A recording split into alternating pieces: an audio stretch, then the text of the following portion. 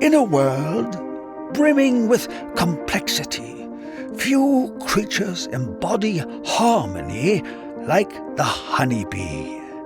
With tireless precision, she dances from bloom to bloom, each motion guided by millennia upon millennia of instinct, each act in service to the whole.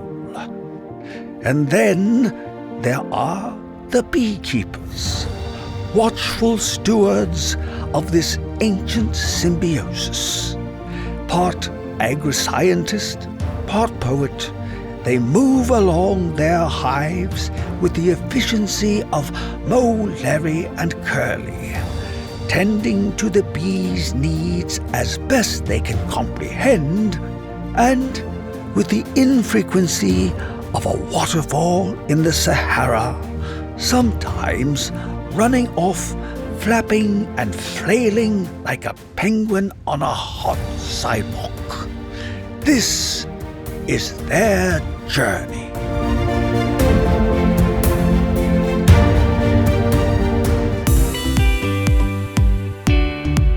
Welcome to Bee-Love Beekeeping, presented by our good friends and beekeeping partners over at Man Lake.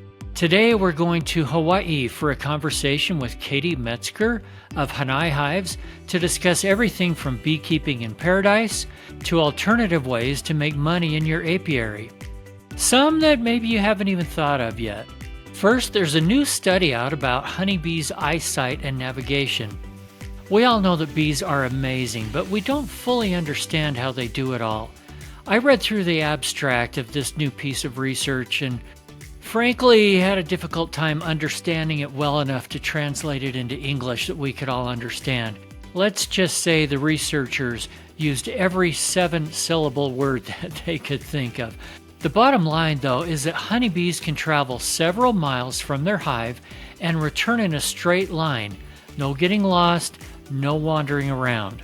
Their secret isn't scent trails or landmarks, but it's the way that they read the sky. The bee's eye is made up of thousands of receptors that each sample a small patch of the world.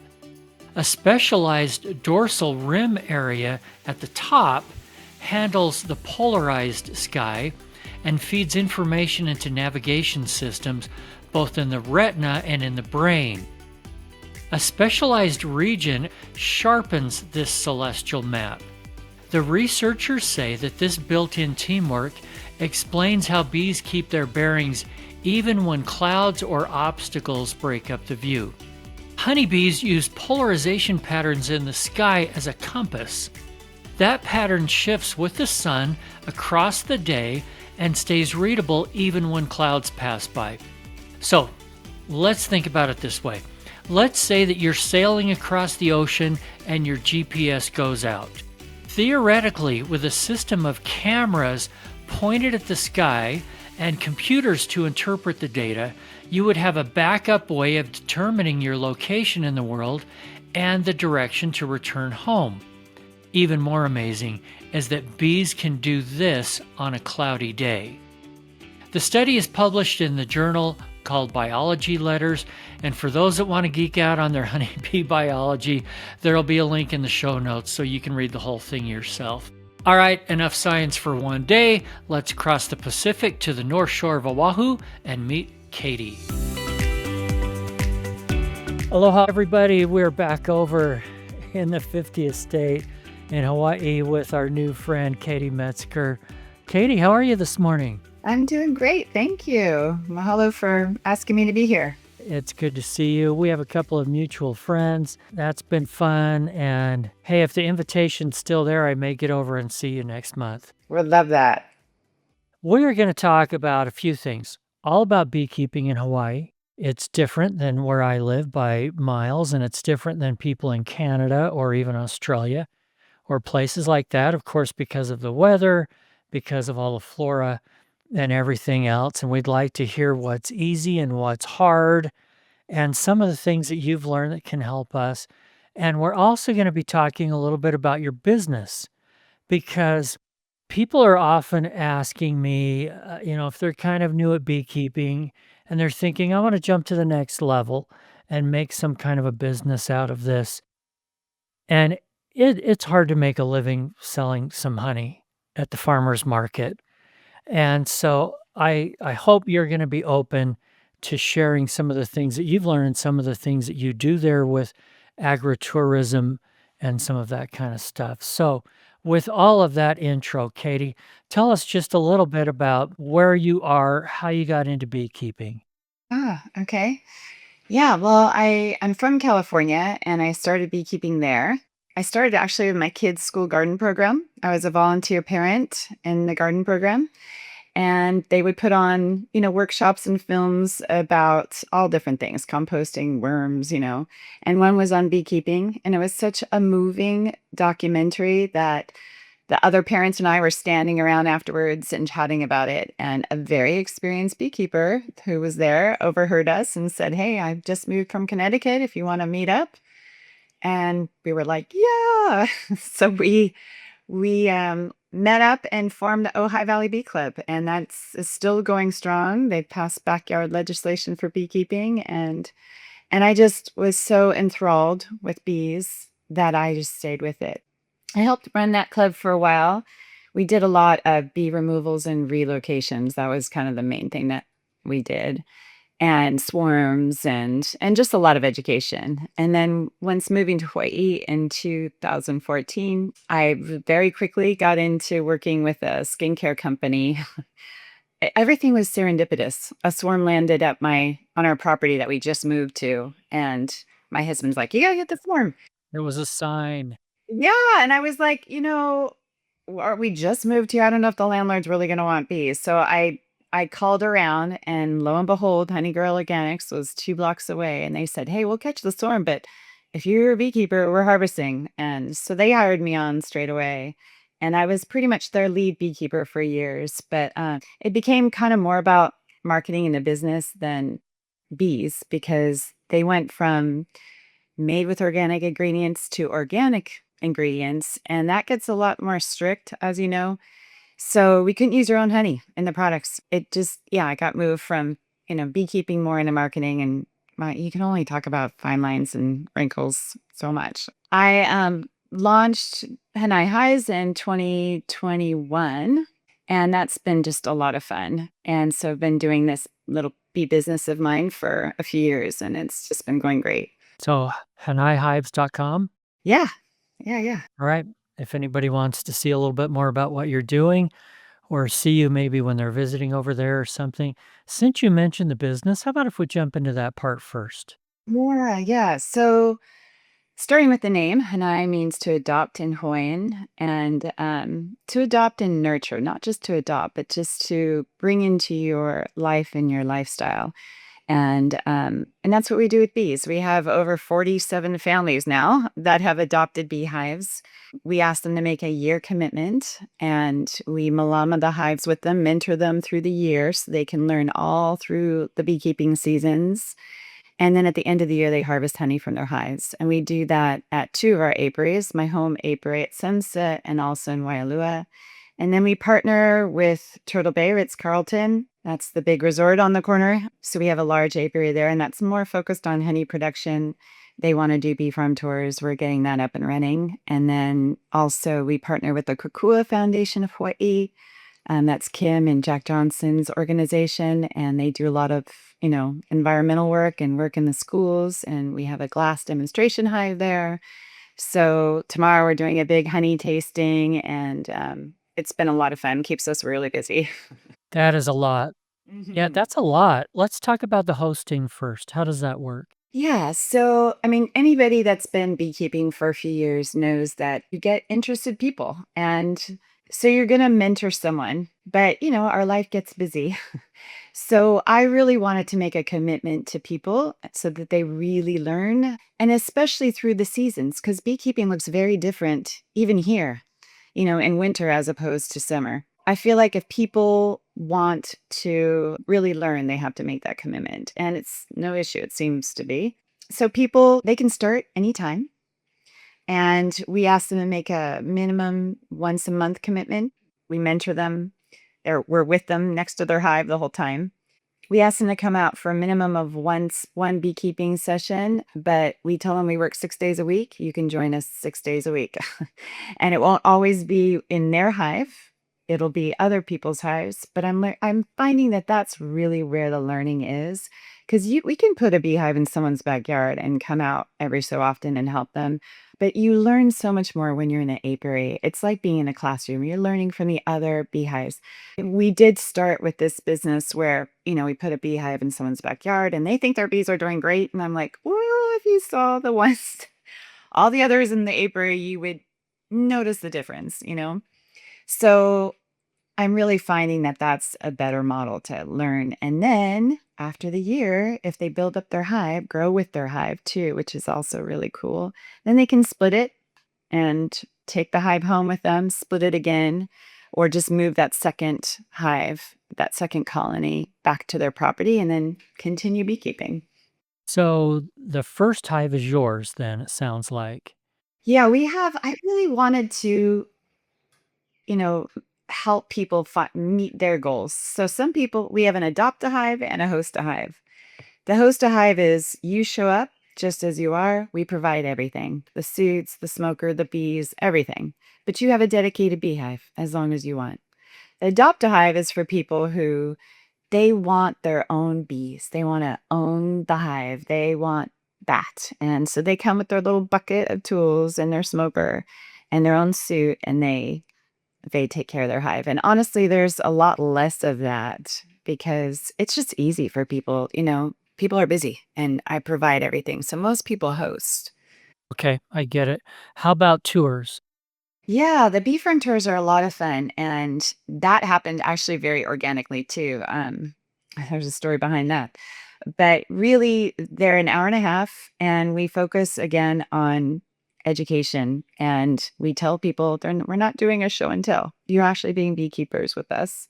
And we start by doing a walkabout of the property because this is a really crazy, amazing property in terms of what bees can forage on. So I explain that, through that whole first half an hour, we're talking about foraging and we're looking for bees. And what I learned about that process is it's really important for people because they might be a little nervous about opening up a beehive with me. So it's inoculating, especially for keiki. We go to our pollinator garden, there's bees and butterflies landing, and they're right there, and they can see that they're just busy doing their work. They don't want to sting us. So once we have that experience of walking the property, then we suit up, put on bee suits, we open up a hive and we explain we're doing the real thing. We don't have time to just do a show and tell. We are going to do a full inspection and then afterwards we have honey tasting. So it's an hour and a half. It's a lot of fun. And then from that experience, honestly, I didn't plan it like this, but it's a good feeder for our host a hive program. And that's why our host a hive program is pretty much maxed out. I mean, we have people that are calling a lot, but we have a little bit of a wait list. So it sounds like a lot of the people doing the tour, if they're becoming hosts, they must live on island also, versus people coming from the mainland or Europe or someplace just looking for an experience while they're there. Yeah, we actually do have a lot of locals that come on bee farm tours. We don't really advertise very much, and that's partially because I want to keep the prices so it's available to local families. And so I know there's other places that advertise big time. Um, and so yeah, we have a lot of locals. We do have some visitors as well. That's an interesting attitude because, I mean, it shows that it's more than just the money. Because you could certainly charge double what you are and just aim it at tourists only, and it'd be a whole different experience. Might still be really good for them. Wouldn't lead into your hosting program, but I don't know, you gotta do what feels right for you. Yeah. Yeah. I'm a beekeeper first and a business person second. I'm really still learning the business part of things. We do private bee farm tours, which is something that's also not as money focused because if we just loaded up our time slots, we'd make a lot more money. We also really focus on keiki, and that's half the price of an adult. And I realized that if I targeted adults more, we'd probably make a lot more money, but it's important to me and we do a great job. And I love seeing kids light up, with bees. Yeah, that's really more of our focus. If you're a beekeeper like me, we're getting into that favorite time of year, honey harvest. But it can be a lot of work. That's where Man Lake comes in. They have everything you need to make the job easier, cleaner, and more efficient.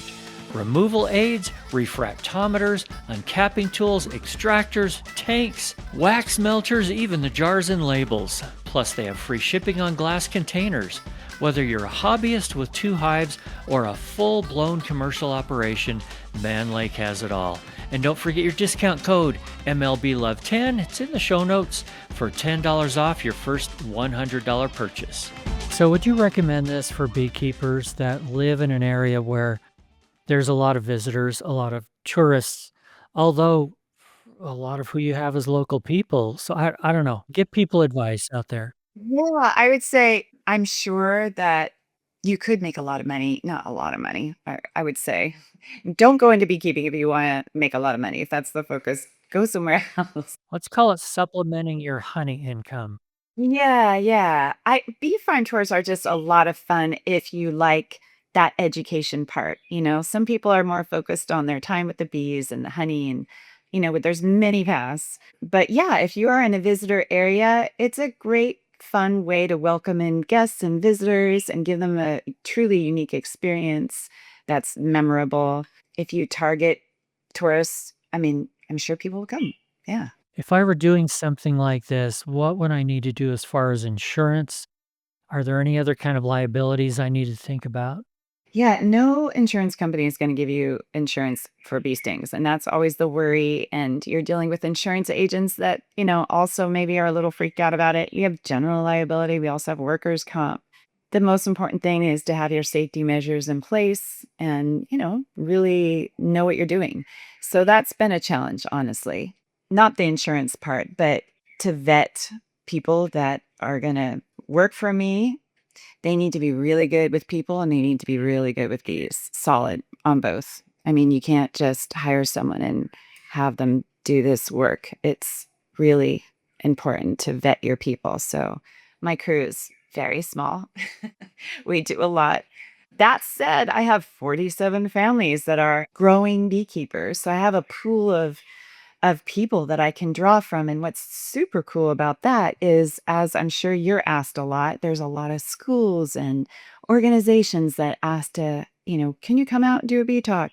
And I just don't have a lot of time. I'm literally working 6 days a week. And I wish the days were longer.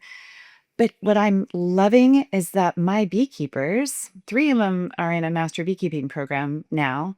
They're going out and doing that. So I'll get a call, "Can you come and do a career day on beekeeping?" And I'm like, let me call Erica or Nam Chi and they're jumping at the chance because remember, when you're a new beekeeper, you want that opportunity. And actually, you need that opportunity. If you are going to be in a master beekeeping program, you have to do these experiences. So there's been a lot of cool outgrowths of this business that I didn't intend, but are pretty wonderful. You mentioned that your Turtle Bay apiary is mostly for honey. Tell me a little bit about that. I mean, how many hives, how much honey is produced per hive in a place like Hawaii? Yeah. We have, we're getting, I don't know, somewhere 25 hives, maybe 30. I don't know. We're at Kulima Farms, which is 470 acres of farmland that Turtle Bay owns. It's basically across the street. And they want all the honey I can supply them, which is nice in the sense that I don't want to go to farmers markets. I don't have the time for that. I really want to focus on my kuleana and my path, which is outreach and education. So those hives pretty much we are taking care of.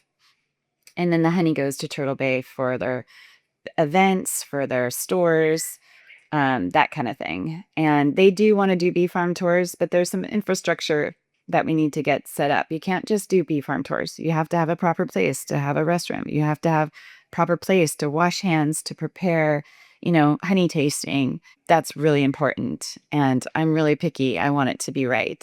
And, if you're spending if you're staying at Turtle Bay and you're spending $1,000 a night, you're going to expect that too. So we have a little infrastructure to still dial down, but it's coming. And meanwhile, we're doing tours here, and there's a lot of opportunity for us to do honey tasting there because, as you know, we have a rainy season. And it's kind of a bummer if you come to Hawaii and it's raining the whole time. So we're going to be doing some honey tastings in the resort. There's many different streams of revenue and also just, opportunity.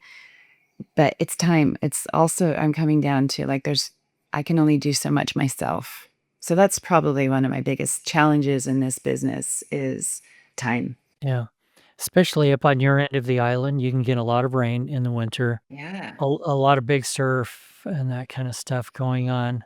Tell me a little bit more about the seasonality because we're buttoning down for snow here in a little while. Do you need to do anything different for the time that it's rainier? Is there a time you need to feed bees?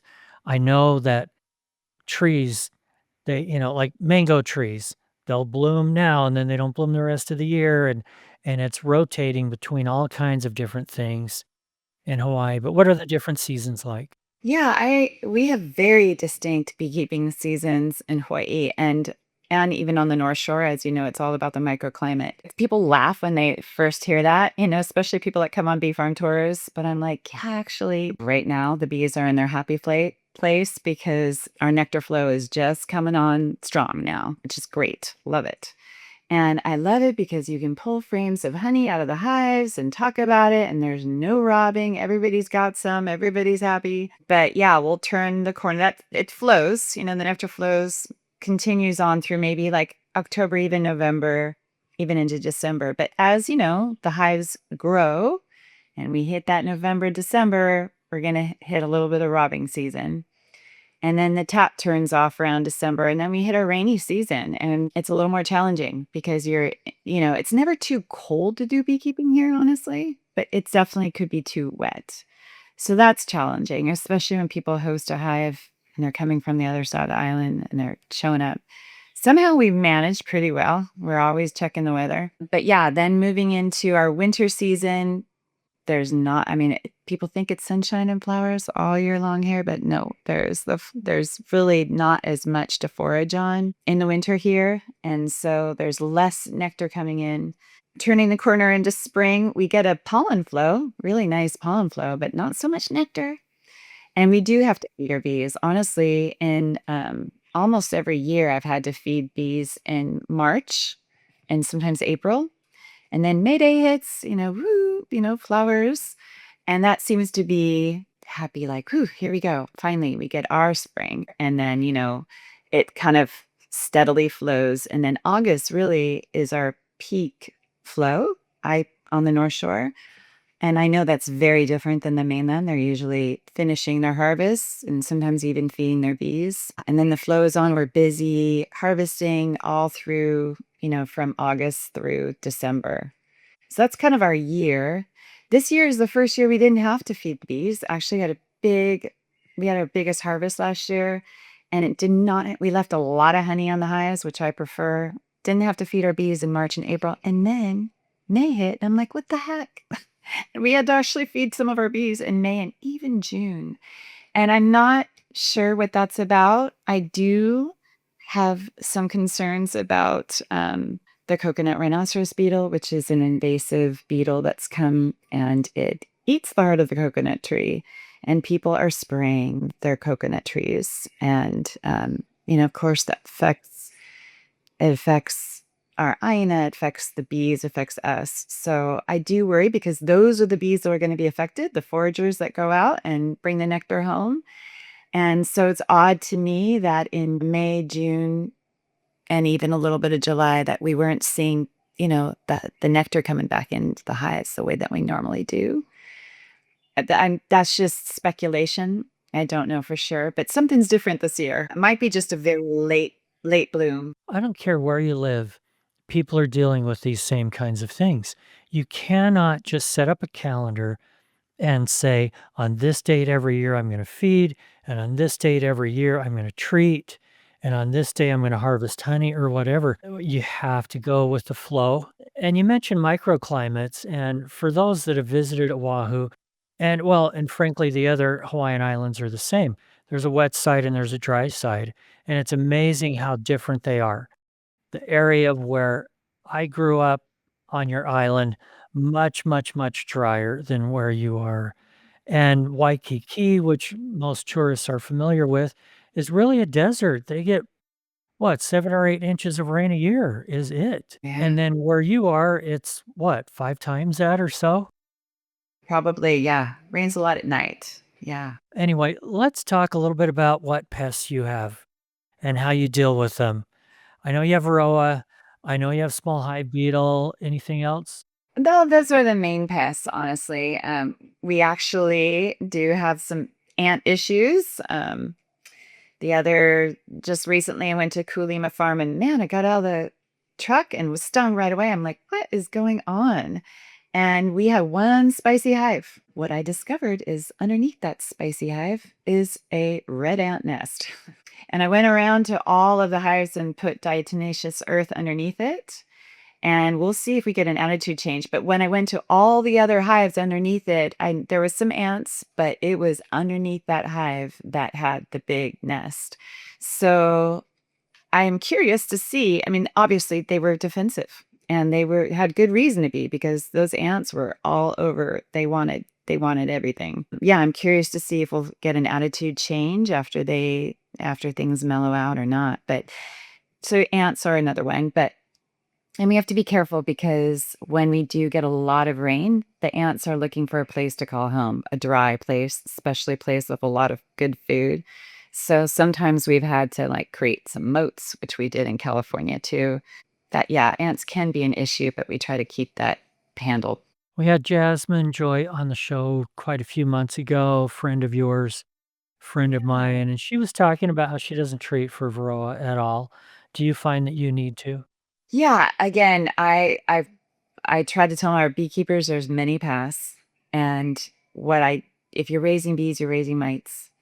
And it's important not to keep, your head in the sand. We want to treat each hive individually. So I tell my beekeepers, we don't treat the whole apiary at once. We follow an IPM and we try to handle each colony separately and uniquely. So we'll test for Varroa and we'll treat if we need to. And we only use organic methods, ApiGuard and Formic Pro. But we use screen bottom boards. We do drone culling. We allow brood breaks. So we really try to follow an IPM that is as treatment free as possible. But no, we will use it if we need to because I've seen colonies crash because of it. But yeah, I like to provide that learning and background for our beekeepers, and then they can choose after, when they want to take their colony home and do their beekeeping in their backyard. They have the resources and they have the knowledge to choose which path they want to take. That's a great attitude. It's not the same for everybody, and everybody has a different attitude about those kinds of things. Yeah, and even in an apiary, I mean, I like to tell people it's like we can do testing and you can have a hive that has a hive row count and some that don't. We also do buy queens that are VSH queens. So when I have to buy queens, I always buy that in particular to try to grow our stock. But I explained that like if you had 5 kids and one's sick, you're not gonna give all your kids antibiotics. You wanna give that treatment, and it's the same in apiary. I don't wanna treat an apiary. I want to grow our stock as best we can that's hygienic. What about small hive beetles? What's your secret? Yeah. So small hive beetles, people laugh at me because I find them and I get them out. A lot of squashing. Now we use little oil beetle traps, honestly. I used to use the dryer sheets, but we've, read studies about how the microplastic fibers can get into the honey and also get spread around the hive. And I just can't deal with that. I mean, I know we eat a credit card of plastic every week, but for me to introduce that into the hive, knowing that it can affect the bees and the honey, I just can't do it. So we use those annoying little beetle traps that are actually quite effective. We have them in almost every hive. They work. I mean, every time I go in a hive, there's at least typically between 2 and 10 beetles in those little traps. So they work. We also, have all of our hives on weed cloth, above ground to try to mitigate the beetles, just falling through the screen bottom boards and just making more beetles right underneath the hives. So the weed cloth does help with that too. Yeah, absolutely. Did I warn you that I was going to ask you to give us a wild and crazy beekeeping story? You know what? You did. And I just been perplexed because I'm so many. I mean, I'm beekeeping for a long time. So, You can say more than one. oh my gosh. Yeah, you could choose. There's just so much. As you know, beekeeping can be quite unpredictable, which I love about it, quite honestly. One of the fun stories and experiences that I had was getting a call from someone who there was a big storm and one of their trees fell over and split, and there was a colony living in it. And they called me, please come save these bees, as people do. And I came over, and it was this big tree trunk open with honeycomb everywhere and all the bees in the neighborhood just going at it. It was during our robbing season. And they were like, can you save these bees? And I said, you're saving the bees right now because you're feeding all the bees in the neighborhood. But they're like, but the colony that was in there. And I said, you know what? They're just fine. Honestly, there is no way that queen and her colony are going to stay there getting attacked by having all the bees in their neighborhood come and eat their food because they have this quite beautiful, quiet home. And all of a sudden, it literally split open and all the resources are now exposed to everyone. She's going to be just fine. In fact, she's going to leave. I'm sure she's maybe even gone already, and you're just gonna feed the neighborhood, so it's okay. And then as I was saying that, literally a cloud rose from the depth of that hollow, rose in the air, came over and landed on a bush right next to us. And then I'm like, and you know what? There she is. She's right there. And it was like the perfect swarm catch because it was on this bush that I could just like reach over to. And I said, and if you really, if you're interested in it, you can Hanai that hive and we can keep it in your backyard. And they did. And they were this older couple in their late 70s. And they just jumped into beekeeping with me. They Hanai'd that hive and we went through all the seasons. It was an amazing experience. It was really fun. But that was just many. I mean, there's so many crazy experiences that happen with bees because you're dealing with Mother Nature and Mother Nature is wonderfully unpredictable. And so a situation like this, you'll definitely have your experiences like that if you're with bees. And you looked very prophetic on that one. Congratulations. They thought you were absolutely some kind of genius. Okay, one last thing that I want to just touch on here. You mentioned the word kuleana earlier. I want you to explain what that means and how it affects how you do beekeeping in your relationship with honeybees. Yeah. Kuleana is a deep responsibility from the heart. And I feel that with bees, and I also feel it with our beekeepers, that when you Hanai a hive, you're Hanaiing those bees into your life and in your lifestyle. And same with our beekeepers. We have beekeepers that have joined our Hanai Hives family, and they are still part of our Ohana, even if they've moved off island. And it's these connections that we make that are for life, really. And um, what we all center on is really the love for bees and our connection to them and the big picture of how we can actually contribute. That word Hanai is, and that word Kuleana is actually part of the center of how I live my life and also how I run my business because Hanai means to adopt. You're not biologically connected, but you are just as if you were.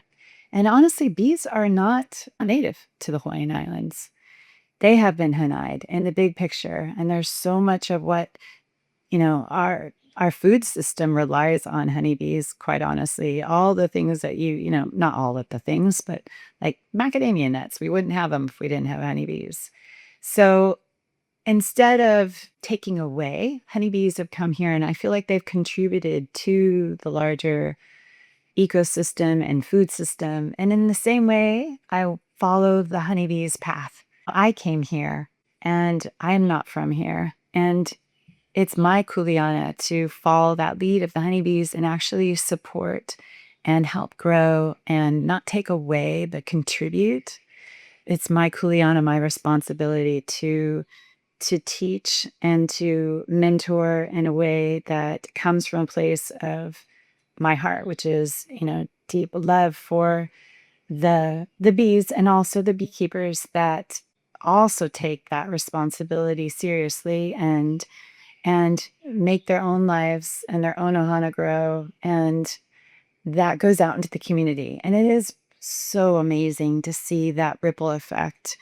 I'm so grateful to do this work. I love your attitude. It's just wonderful. Thank you very much. Mahalo. I appreciate your time today. Mahalo, Eric. I appreciate you asking me. It's been so much fun. Thanks for joining us on Bee-Love Beekeeping, presented by Man Lake. If you like this content, I hope you'll share it with a friend. Follow and subscribe to this podcast, and even sign up for our newsletter at beelovebeekeeping.com. Also, just a shout out to Vita Bee Health for their support. We appreciate them. Vita's Varroa control range of products includes Apistan, Apiguard, and now Viroxan, extended release oxalic acid strips. Thanks, guys. And remember, if you're not just in it for the honey or the money, you're in it for the love. See you next week.